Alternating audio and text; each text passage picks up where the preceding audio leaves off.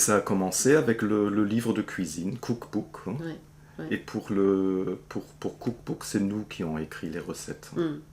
C'était encore un... Et à la Fondation Cartier, on avait la chance de le présenter dans un super cadre. Et avec la cuisine, on avait l'idée de donner la parole aux autres. Oui. Demander des recettes aux gens, notre public. Oui, mais le projet existe toujours. Oui. On est en 2017. Oui. Et cet après-midi, on va rêver du Chili. Ça fait presque 20 ans qu'on fait ça. Combien de fois on a dit on va arrêter parce qu'elle ne tient plus la cuisine. Mais finalement, on la rafistole. L'art contemporain, on aime beaucoup, mais nous, ce qu'on voulait, c'était que ça soit un peu social. On voulait aller vers les autres. Dans l'art contemporain, on voit des installations, on voit des tableaux, mais on n'est pas acteur. Et ce qu'on aime aussi, c'est que les gens participent à notre cuisine transportable. C'est ça qui fait toute sa force, en fait. Et la cuisine, c'est peut-être juste un prétexte même, hein, de faire parler les gens. Oui, c'est d'aller vraiment à la rencontre des gens. Et on s'est déjà dit ça. En fait, c'était une rencontre entre nous. Et cette rencontre, on a toujours dit, on aimerait bien partager avec les autres. Grâce à la cuisine, aux recettes, les gens commencent à parler facilement entre eux et avec nous. Et moi, je suis toujours touchée quand une personne me donne une recette d'une grand-mère, et alors on l'accroche sur la cuisine, et on voit que cette personne est tellement heureuse d'avoir participé. Ils sont fiers. En fait, on se rend compte que sans les gens, il n'y aurait pas cette cuisine. C'est un peu eux qui participent. Au Palais des Beaux-Arts, mais c'était en 2003. Hein. Et rapidement, il y avait le message à la gare centrale, chez les SDF, qu'il y a une soupe gratuite, je m'en souviens. Et on avait un monsieur qui est venu pratiquement tous les jours. Tout le temps, Il était content parce qu'il y avait à manger chez nous. Et il a écrit des recettes, des dessins. Il a fait des dessins magnifiques.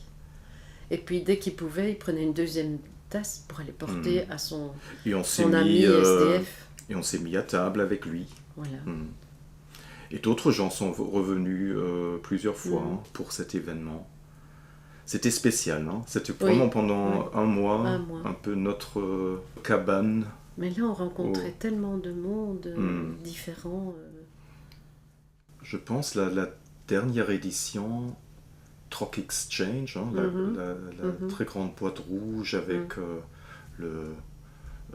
la nappe. Je crois qu'on a publié à l'époque 1000 recettes de notre collection. Et maintenant, on est à 3000. Maintenant, 3000, oui. Et après chaque performance, chaque événement, on a minimum 50, 60, 100 recettes de plus.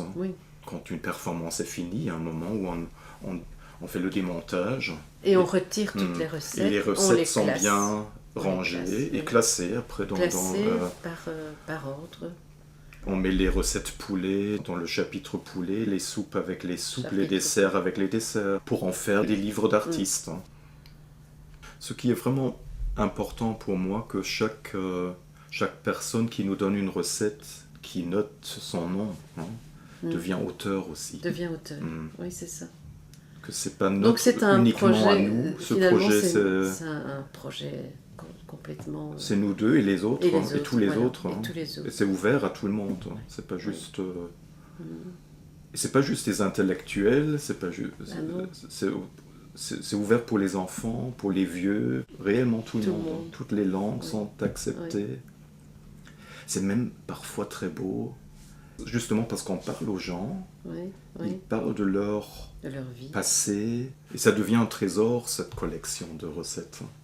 Moi, je sens une certaine responsabilité. Je crois que c'est pour ça qu'on est assez content que ça revit. Le livre vient après la performance. Et c'est un peu comme une conclusion de quelque chose. Comme si on allait plus loin dans le projet. Et décider le moment où on s'arrête pour faire quelque chose, ça c'est difficile. Hein. Les gens nous ont dit, il faut continuer. C'est un moment de bonheur. Et on capte les moments de bonheur. Des moments importants. Hein. Oui.